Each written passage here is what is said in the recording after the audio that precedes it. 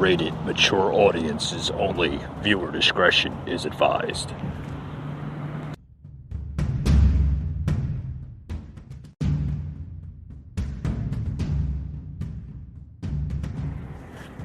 Welcome to the Patriot Brief. Hey, how you doing? I'm your host, Mike. On to today's brief here.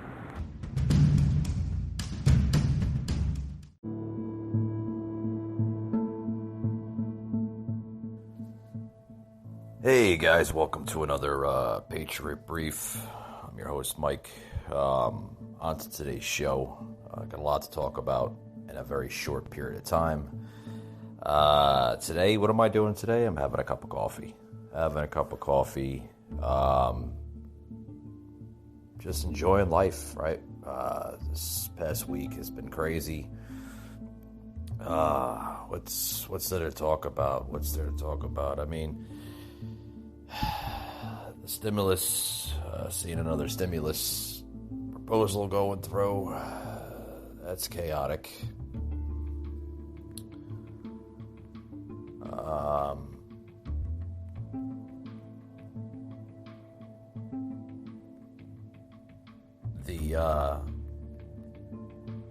Let's look at the news here. I like to check out Breitbart. Breitbart has some good news. Got my coffee. Look at the news here. Let's see, Republicans seek to remove Omar, from the committee assignments.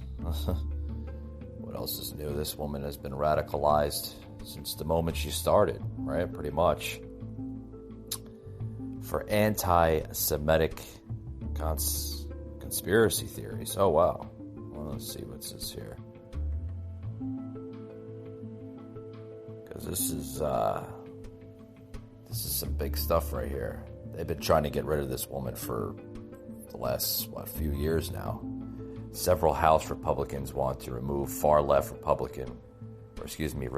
Representative Ilhan Omar, Democrat from Minnesota, from her committee assignments based on her history of advancing anti-Semitic conspiracy theories.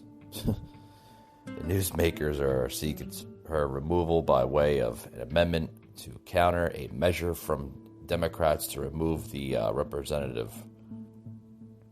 Also, Taylor Greene, Republican from Georgia, from her committee assignments because of promotion of the conspiracy theories and her alleged association with the far-right QAnon movement. Oh boy. I'm telling you, more division here. More division in our government. Like it's getting bad, folks. It's getting real bad. So that's what they want to do here. Just reading some more news here. I'm going through the news here. It's just, oh boy.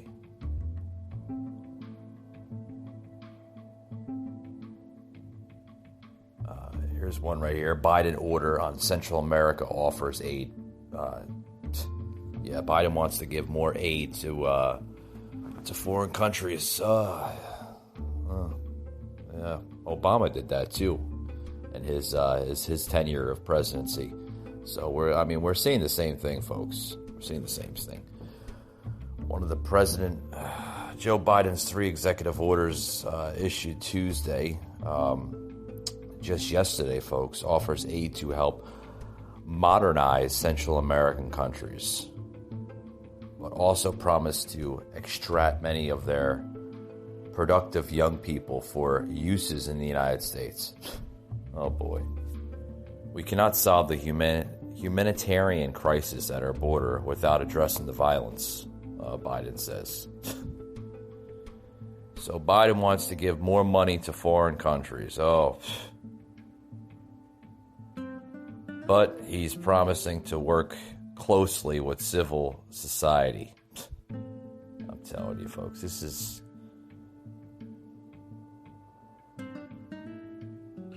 I mean, does he have the root of all this cause wrong? He's wrong in assuming that the root cause for illegal migration and the systemic oppression in the Central America, the root cause of this migration in the United States, folks, in the government's policies that encourage people to pay a criminal organization to bring them to the U.S. illegally.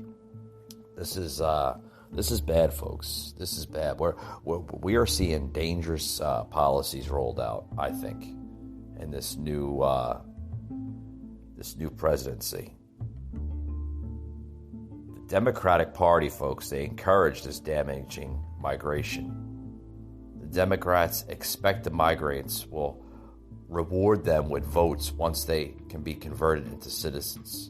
The Democrats want to entice the migrants and hope they will become voters for them in the future. This is what Biden wants, folks. This is his plan. He wants to see that these migrants become citizens in the future, because you know what it does, folks, is it benefits his agenda. It benefits his reelection in 2024. That's what it comes down to.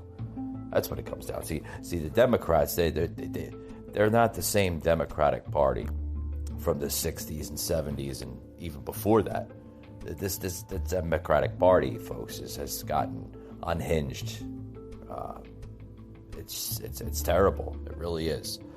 With that being said, I'm going to take a quick break, folks, and grab another cup of coffee, and I'll be right back after these words. Don't go anywhere.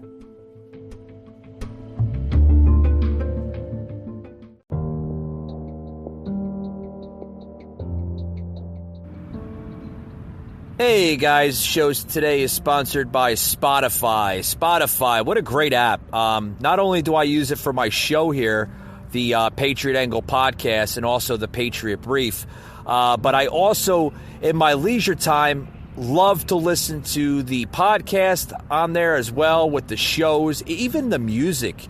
And what's great about Spotify, guys, is you can create your personal playlists and listen to it anywhere you go.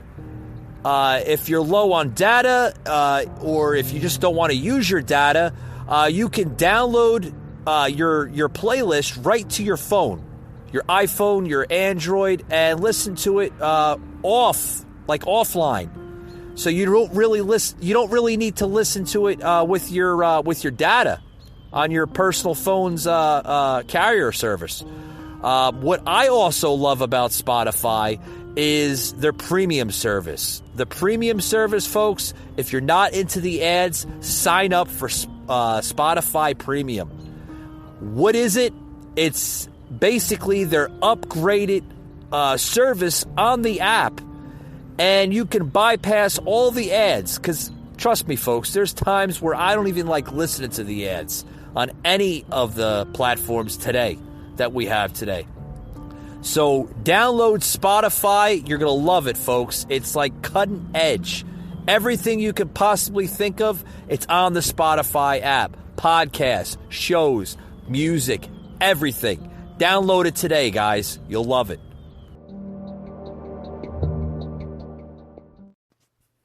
Hey, folks. Welcome back to the show. We're talking about some things here.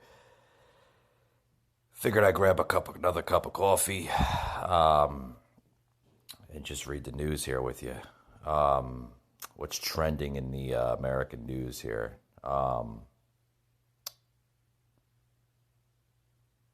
Talked about the Omar story. They want her out of office. Yeah, they want her out of office because she is basically using a lot of anti-Semitic conspiracy theories. Oh boy. That's not good. What else here is buzzing the headlines? Pataki.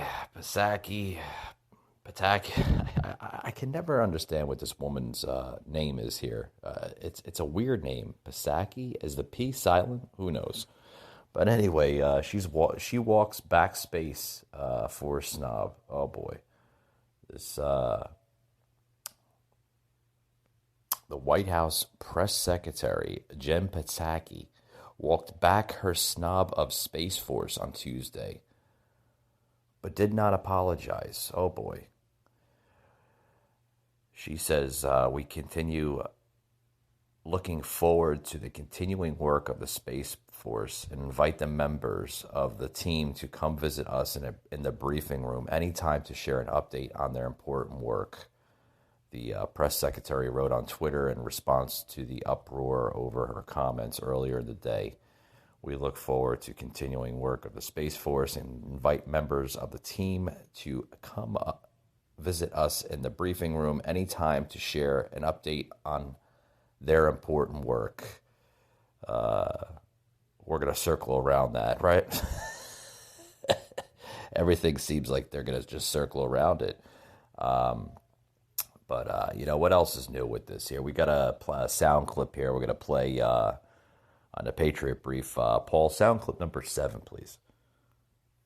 They ask whether the president has made a decision on keeping the scope of Space Force.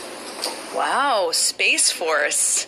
It's the plane of today. It is an interesting question. I am happy to check with our Space Force point of contact. I'm not sure who that is. I will find out and see if we have any update on that. As you can see, folks, they don't look thrilled about this Space Force, Wow, Space Force, it's the plane of the day. The plane of the day. I mean, first of all, it's on a plane, Jen. It's a space shuttle, it goes into outer space. This administration, I don't want to get it started with this here. Even the representative from Alabama, folks, excuse me. Paul, what did you put in this coffee? Paul, excuse me, folks. Paul made the coffee this morning. I think he made it a little weak because I haven't been able to wake up yet from it. Paul, when I say to make coffee, buddy, you got to make it strong. He's over there laughing behind his little desk there. But even her comments drew criticism from a wide variety of people who noted that the Space Force was a serious program despite widespread mockery from the left. Representative Mike Rogers from Alabama demanded that the press secretary apologize immediately. This was a sixth branch of government that the former President Trump had taken into consideration that this was a much needed branch added to our military, and that the press secretary needs to immediately apologize to the men and women of the Space Force for this disgraceful comment. He says, because it was a very disgraceful comment. The former White House Deputy Chief of Staff, Dan Scavino, shared a video from the Department of Defense defending the Space Force, which was created at the request of former President Donald Trump. This is, folks, this is just, the left doing what they want to do because they're in office now. That's.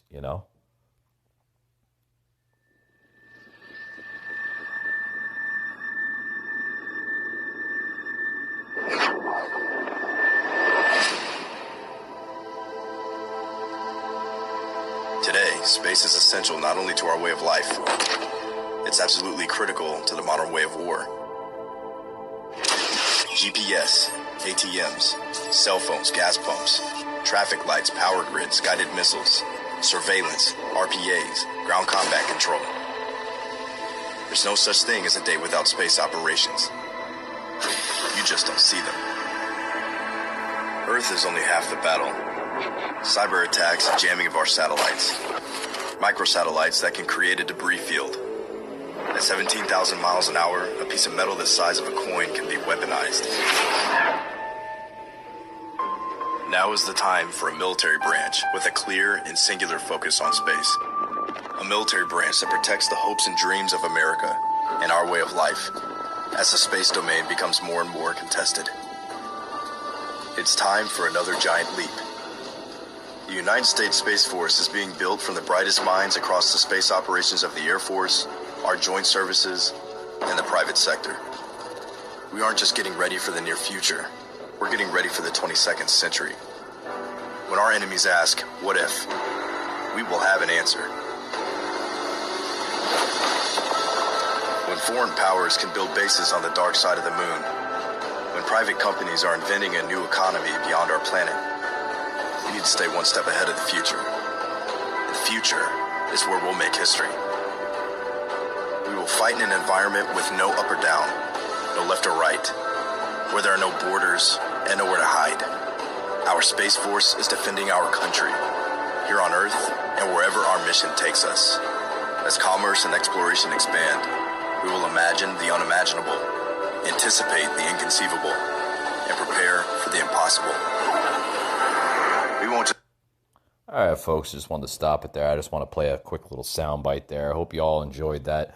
That is the one of the promo videos to the Space Force, and this new press secretary, this new administration has to take very, very serious about this new branch of government, and to make a joke like that, yeah, that's you don't do stuff like that.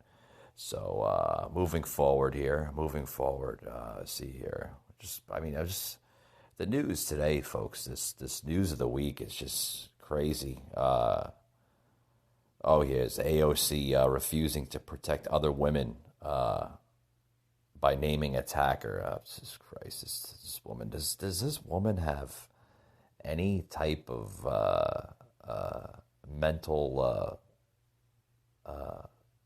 solitude? I mean, what the hell is wrong with this woman? I don't know. I have no idea. Let's see. Republican Alexandria Ocasio-Cortez claimed this week she is the victim of a sexual assault. What? She writes, I'm a survivor of sexual assault, Ocasio-Cortez said during an Instagram live appearance. Yeah, she's the queen of Instagram, folks. She loves her Instagram. And I haven't told many people that in my life, but when we go through trauma compounds on each other. It compounds. Big words, big far left words of the radical left. Well, the trauma almost certainly compounds on each other when a sitting congresswoman allows the man who sexually assaulted her to run loose while she refuses to name the man who sexually assaulted her. What? Let me read that again. No, I don't want to read that again.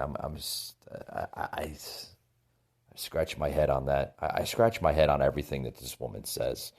Why would Ocasio-Cortez, who claims to be a feminist and a protector of women, allow the man who sexually assaulted her to run free and to sexually assault other women? I mean, she knows who this monster is, right? But rather than protect other women from him by going to the authorities, or at least, very least, naming him, she remains silent. She remains silent in the expense of his future victims. And when it comes to, assault, there are almost always more than one victim, right? I mean, right, folks? Right? This is...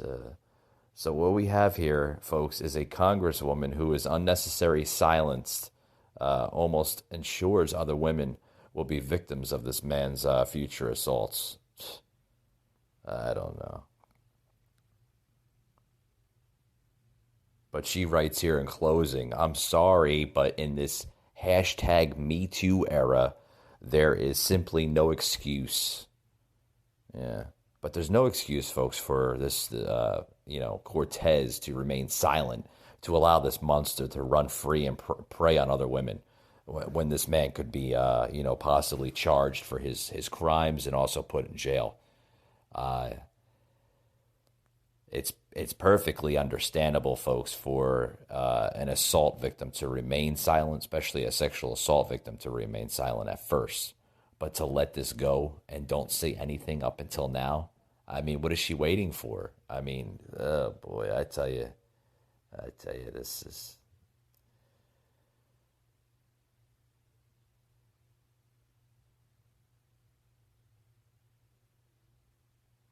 That's the news, folks, right? That's the news. But we'll be right back. I'm going to take another break here, and we'll be right back with the closing here on the Patriot Brief podcast. So don't go anywhere. Hey, folks, this got to get to a new sponsor here on the show. Freewheel Farms. Anybody living in the Atlanta area, if you're looking for a farm, an urban farm, pretty cool one too in the city, look no further to Freewheel Farms. I happen to live near this great little business here that's run by young farmers that know their stuff, folks. They know their stuff, and they know what's healthy for you.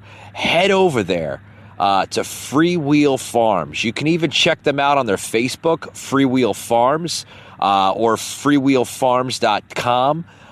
They have everything from organic vegetables to just about anything that you're looking for. Very, very good stuff. They know everything about farming. They know everything about organics. I happen to buy from them from time to time.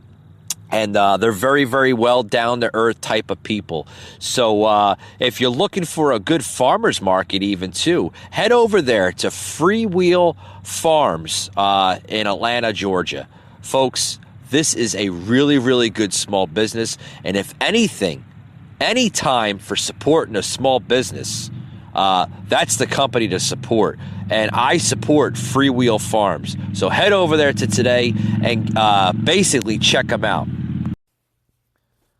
All right, folks, back to the show. We're almost out of time. I want to get into these last bit of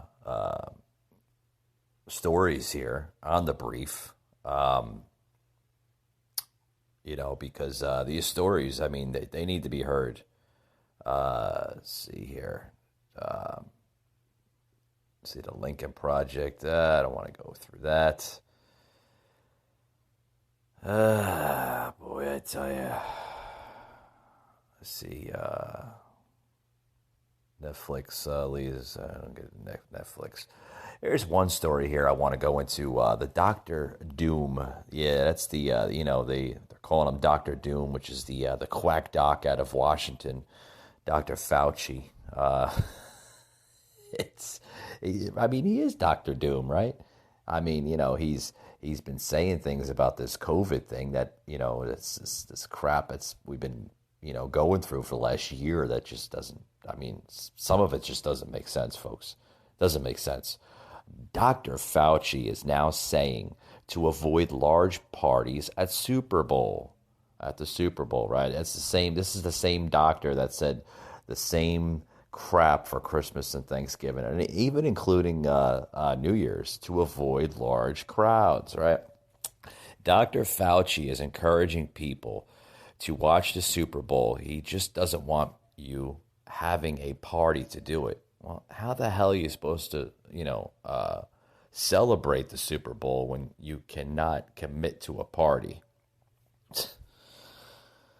During a Wednesday's appearance on today, this was earlier today, folks. This is, guys, a couple hours before the show here. The director of the National Institute for Allergies and Infectious Diseases said that the large gatherings centered around the holidays and special events have led to a large increase in the number of cases across the country. He also fears that the Super Bowl parties could have the same effect. Fauci said, every time we have something like this, there's always a spike. Be it a holiday, Christmas, New Year's, Thanksgiving, and etc. The Super Bowl is a big deal in the United States, he says. Enjoy the game, watch it on TV, but don't do it with your immediate members of your family, the people in your household. As much fun as it is, he says, to get together at the big party, the big game. Now is not the time to do that. Oh, so we have to stay muzzled up. We have to have masks on our face for another, 20, 30 years, right? Right. We have to be more depressed with this thing. Folks, I want to get to the scenario between, and this is related to, what Fauci's saying right here. between California and Florida. You know, I was in Florida not too long ago, and when I was in Florida, they were practicing their protocols and everything else, but they weren't being dramatic about folks in California. California, they have everything locked up like New York.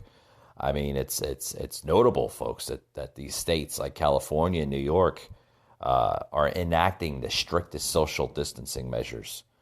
They have everything locked up. They have restaurants closed down. I mean, there's business owners, small business owners that haven't seen their average busiest spike of customers in almost a year. Folks, these are 5-star restaurants. They're closed up. And they just they're just, I mean, these states, California, New York, folks, they're destroying small business. They're destroying the restaurant industry. The restaurant industry in some states, mainly blue states, will probably be destroyed in the next couple of years, if not a few months. But Florida, folks, perhaps the most successful model, okay, with this whole social distancing crap, is, I mean, they're practicing it, with common sense. They're allowing the in dining, but they're doing, every other table, with customers. They're not holding their restaurants at 100% capacity. I think it's like 50%, maybe 40%. Don't quote me on that. But other states too, like Georgia, it's just they're not keeping the restaurants closed. They want folks to make money. They want to see people strive, as a business owner, and I applaud them for that. They're using common sense. I was at a restaurant not too long ago in Florida where they're wiping the tables down. They're using disinfectant, Kleenex, all that stuff. Are they doing this in California and New York? No, they're just keeping the shit closed down.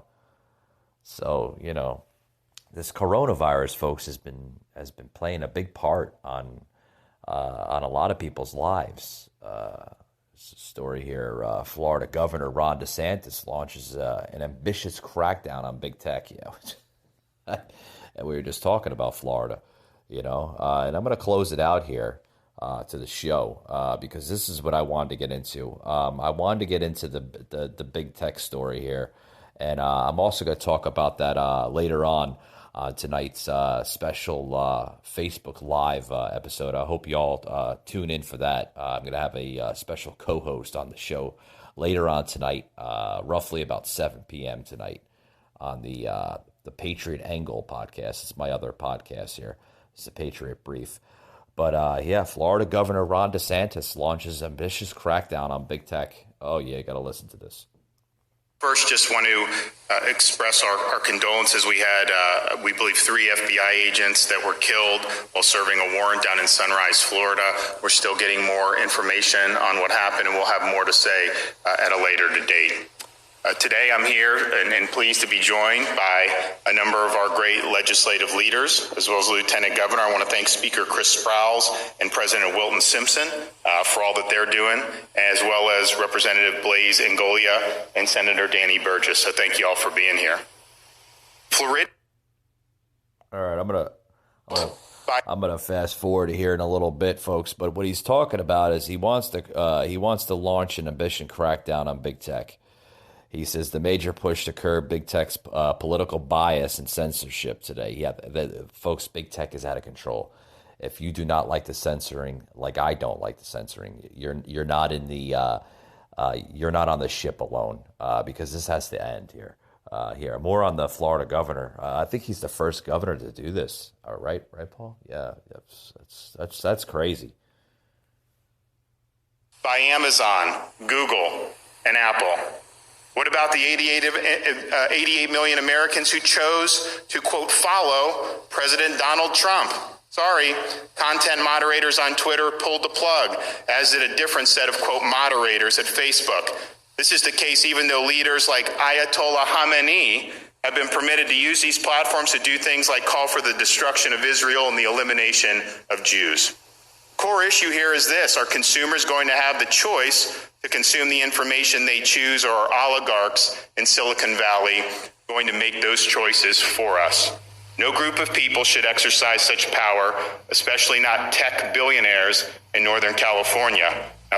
I completely agree with the governor, and I applaud you, Mr. Florida Governor, for stepping up and launching this crackdown on big tech, because big tech, folks, is out of control.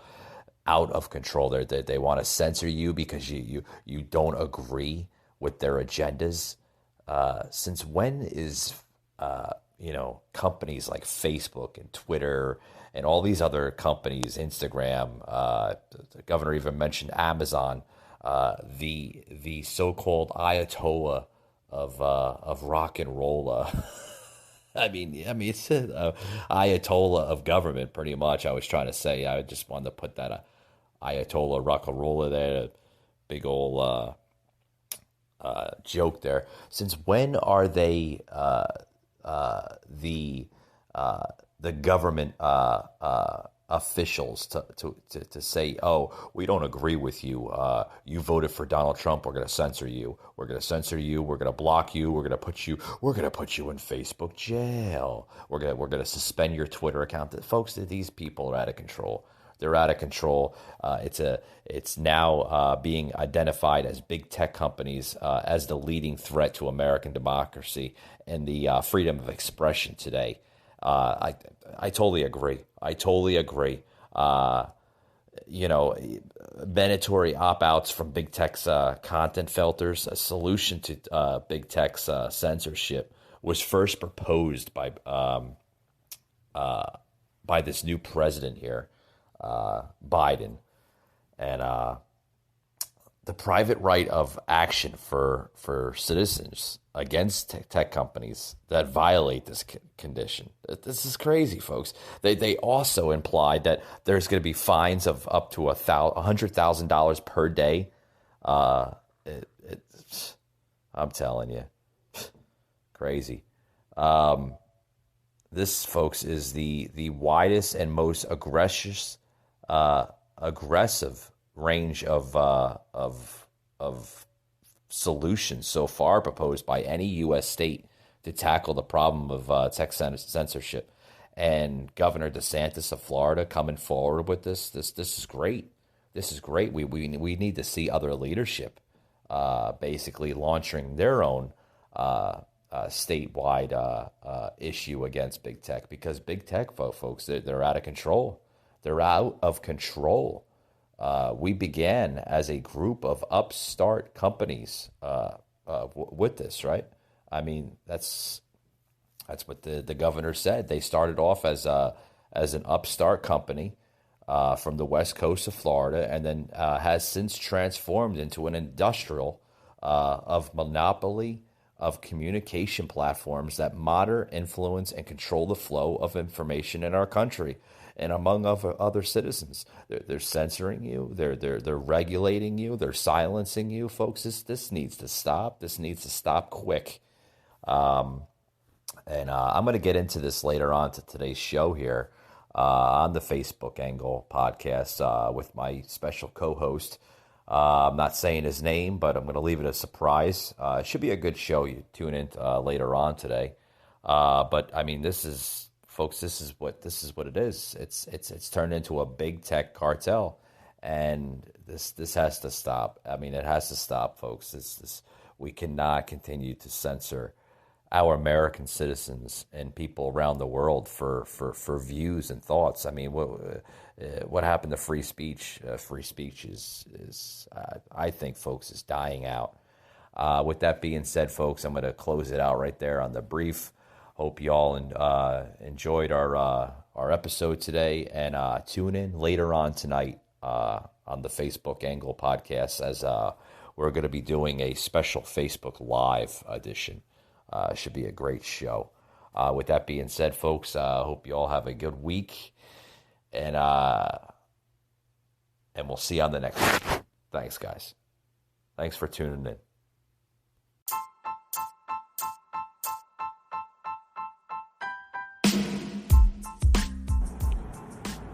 You just heard an episode of the Patriot Brief, an Anchor platform.